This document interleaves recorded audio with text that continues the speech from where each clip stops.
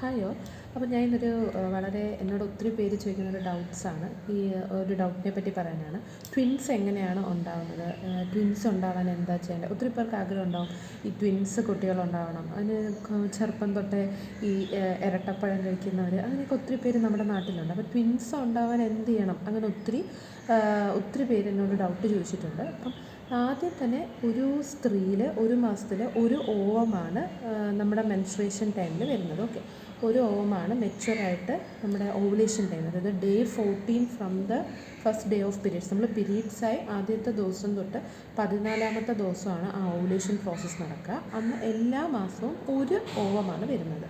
And ഈ ഒരു ovum correct ടൈമിൽ, ആ ഓവുലേഷൻ ടൈമിൽ ബന്ധപ്പെട്ട് കഴിഞ്ഞാൽ ഒരു സ്പേം വരുന്നു. അപ്പോൾ ഒരു ഓവവും ഒരു സ്പേമും തമ്മിൽ മീറ്റ് ചെയ്യുമ്പം ഒരു സൈഗോട്ട് ഉണ്ടാകുന്നു. അങ്ങനെയാണ് യൂഷ്വലി നമുക്ക് ഒരു ബേബി ഉണ്ടാകുന്നത്. അപ്പോൾ ഇതാണ് നമ്മുടെ സാധാരണ മെജോറിറ്റി പ്രക്രിയകളിലും നടക്കുന്നത്.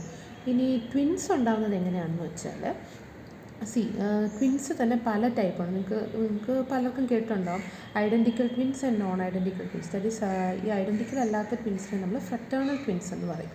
അത് എങ്ങനെയാണ് ഉണ്ടാകുന്നത് വെച്ചാൽ രണ്ട് രീതിയിലാണ്. ഒന്നെന്ന് പറയുന്നത് എന്തെങ്കിലും കാരണം കൊണ്ട് രണ്ട് ഓവം ഉണ്ടാവുകയും അവിടെ രണ്ട് ഓവം ഉണ്ടാകുമ്പം രണ്ട് സ്പേമുമായിട്ട് ഇത് മീറ്റ് ചെയ്തിട്ട് ഇവിടെ രണ്ട് സൈഗോട്ട് ഉണ്ടാകുന്നു. അങ്ങനെ രണ്ട് ട്വിൻസ് ഉണ്ടാകുന്നു, ഫ്രറ്റേണൽ ട്വിൻസ് ഉണ്ടാകുന്നു. അതിന് നമ്മൾ ഡൈകോറിയോണിക് ഡൈ ആംനിയോട്ടിക് എന്ന് പറയും. ഒക്കെ കുറച്ച് മെഡിക്കൽ ടേംസ് ആണ്, അത് അറിഞ്ഞില്ലെങ്കിലും കുഴപ്പമില്ല.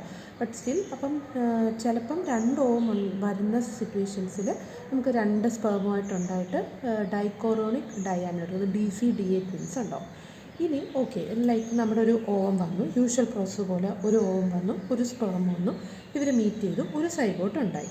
ബട്ട് ഒരു 1 to 3 days from the fertilisation, ഈ ഓവം സ്പേമും മീറ്റ് ചെയ്യുന്നതാണ് നമ്മൾ ഫെർട്ടിലൈസേഷൻ എന്ന് പറയുന്നത്. ഫെർട്ടിലൈസേഷൻ ഉണ്ടായി 3 ദിവസത്തിനകം ഇത് സ്പ്ലിറ്റ് ചെയ്യുവാണെങ്കിൽ നമുക്ക് വീണ്ടും ഡൈകോറിയോണിക് ഡൈ ആംനിയോട്ടിക് ട്വിൻസ് അവിടെ ഉണ്ടാവുകയാണ്. ഓക്കെ, അപ്പോൾ ഫസ്റ്റ് 3 days ഇത് സ്പ്ലിറ്റ് ചെയ്യുവാണെങ്കിൽ, രണ്ടായിട്ട് സ്പ്ലിറ്റ് ചെയ്യുവാണെങ്കിൽ, ലൈക്ക് 4 to 8 days ഇത് സ്പ്ലിറ്റ് ആവുന്നതെങ്കിൽ ഡൈ ആംനിയോട്ടിക് മോണോകോറിയോണിക് ട്വിൻസ് ഉണ്ടാവും. അതായത് രണ്ട് ആംനിയോട്ടിക് സാക്കും ഒരു കോറിയോണും. ഈ 8 to കുറച്ചുകൂടെ ഡേയ്സ്, 8 to 13 days ഇത് സ്പ്ലിറ്റ് ചെയ്യുന്നതെങ്കിൽ നമുക്ക് മോണോ ആംനിയോട്ടിക് ട്വിൻസ് ഉണ്ടാവും. അത് ഒരു ആംനിയോട്ടിക് സാക്കും ഒരു കോറിയോണേ കാണത്തുള്ളൂ.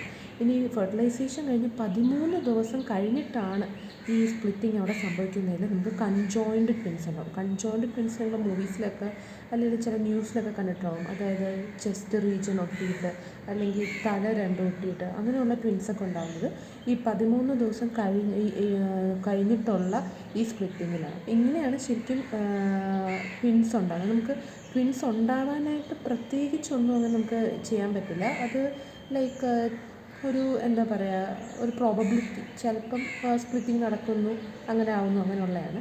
ലൈക്ക് ആദ്യമേ ഡിവിഷൻ നടക്കുന്നത് ഞാൻ ആദ്യം പറഞ്ഞത്, രണ്ട് ആംനിയോണും രണ്ട് കോറിയനും ഉള്ള ട്വിൻസ് ആണെങ്കിൽ ഭയങ്കര ഹെൽത്തി ആയിരിക്കും. ഈ രണ്ട് ബേബീസിന് ഒരു ആംനിയോട്ടിക് സാക്ക് അല്ലെങ്കിൽ ഒരു കോറിയോൺ എന്ന് വരുമ്പോഴേക്കും ആ റിസ്ക് ഫാക്ടേഴ്സ് കൂടുകയാണ്. അതായത് സ്പ്ലിറ്റ് ചെയ്യാൻ ഞാൻ പറഞ്ഞല്ലോ, നേരത്തെ പറഞ്ഞ പോലെ പല സ്റ്റേജസിലായിട്ടാണ് ഇത് സ്പ്ലിറ്റ് ചെയ്യുന്നത്. അപ്പോൾ അത് ലേറ്റ് ആവും തോന്നും. ലാസ്റ്റ് സ്റ്റേജിലാകുമ്പോൾ അത് 8 ദിവസം കഴിഞ്ഞിട്ട് സ്പ്ലിറ്റ് ആവണമെങ്കിൽ കൺജോയിൻഡ് ട്വിൻസ് വരാവും. അത് ഭയങ്കര വല്ലാത്തൊരു അവസ്ഥയാണ്. അപ്പോൾ ഇങ്ങനെയാണ് ശരിക്കും ട്വിൻസ് ഉണ്ടാകുന്നത്. അല്ലാതെ അതിനുവേണ്ടി നമ്മൾ ഇരട്ടപ്പഴം കഴിച്ചിട്ടോ വേറെ ഒന്നും ചെയ്തിട്ടോ, പല യൂട്യൂബ് ചാനൽസിലിങ്ങനെ ട്വിൻസ് ഉണ്ടാവാൻ എന്ത് ചെയ്യണം എന്നൊക്കെ പറഞ്ഞിട്ട് കുറേ സംഭവങ്ങൾ ഇങ്ങനെ പറയുന്നുണ്ട്. നമുക്ക് അങ്ങനെ പ്രത്യേകിച്ചൊന്നും ചെയ്യാനായിട്ട് ഇതുവരെ സയൻറ്റിഫിക്കലി ഒന്നും കണ്ടുപിടിച്ചിട്ടില്ല. ഇതാണ് ആ ട്വിൻസ് ഉണ്ടാകുന്നതിൻ്റെ പിന്നിലുള്ള സയൻസ് എന്ന് പറയുന്നത്. പിന്നെ നമ്മൾ ഈ ഫെർട്ടിലിറ്റി ട്രീറ്റ്മെൻറ്റ് എടുക്കുമ്പോൾ നമ്മൾ ഓവുലേഷൻ ഇൻഡ്യൂസ് ചെയ്യുവാണ്.